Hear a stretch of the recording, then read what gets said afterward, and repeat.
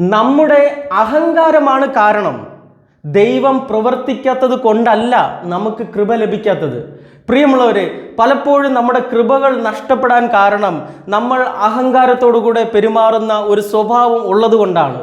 മറ്റുള്ളവരുടെ മുന്നിൽ ഞാനാണ് വലിയവൻ, ഞാൻ പറയുന്നത് മാത്രമാണ് ശരി, അത് മാത്രമേ നടക്കാവൂ എന്ന് പറയുന്ന വ്യക്തികൾ, മറ്റുള്ളവരെ പുച്ഛത്തോടുകൂടെ കാണുന്ന വ്യക്തികൾ, എല്ലാ സ്ഥാനങ്ങളിലും ഉന്നത സ്ഥാനം വേണമെന്ന് ആഗ്രഹിക്കുന്ന വ്യക്തികൾ, എപ്പോഴും തൻ്റെ സഹജീവികളെ കാണുമ്പോൾ, തൻ്റെ കൂടപ്പിറപ്പുകളെ കാണുമ്പോൾ ഹെഡ് വെയ്റ്റോടുകൂടെ നടക്കുന്ന വ്യക്തികൾ.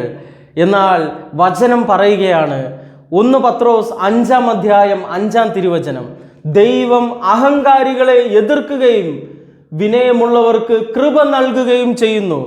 പ്രിയമുള്ളവരെ, വിനയമുള്ളവരെ ദൈവം ഉന്നത സ്ഥാനങ്ങളിൽ ഇരുത്തും. പ്രിയമുള്ളവരെ, അതിനാൽ തിരിച്ചറിയുക, നമുക്ക് ഇപ്പോൾ ദൈവം തന്നിട്ടുള്ള ഒരുപാട് ഉന്നത സ്ഥാനങ്ങൾ ഉണ്ടായിരിക്കും. എന്നാൽ ആ സ്ഥാനത്ത് നമ്മൾ ആയിരിക്കുമ്പോൾ സന്തോഷത്തോടും ദൈവത്തിന് നന്ദി പറഞ്ഞുകൊണ്ട് ആ സ്ഥാനത്ത് ഇരിക്കുക. എന്നാൽ അവിടെ ഇരുന്നു കൊണ്ട് ഞാനാണ് വലിയവൻ, മറ്റുള്ള എല്ലാവരും ചെറിയ വ്യക്തികൾ എന്ന് പറഞ്ഞ് അഹങ്കരിക്കരുത്. അഹങ്കരിച്ചു കഴിഞ്ഞാൽ ദൈവം നമ്മളെ ചിതറിക്കും.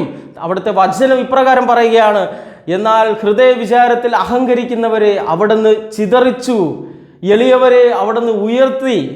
പ്രിയമുള്ളവരെ, എപ്പോഴും എളിമയോടും വിനയത്തോടു കൂടെ മറ്റുള്ളവരോട് പെരുമാറാം.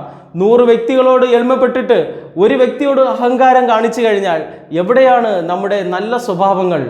പ്രിയമുള്ളവരെ, അതിനാൽ എല്ലാവരോടും എളിമപ്പെട്ടുകൊണ്ട് താഴ്മയോടും ചിരിച്ചുകൊണ്ട് സംസാരിക്കാൻ നമുക്ക് പഠിക്കാം.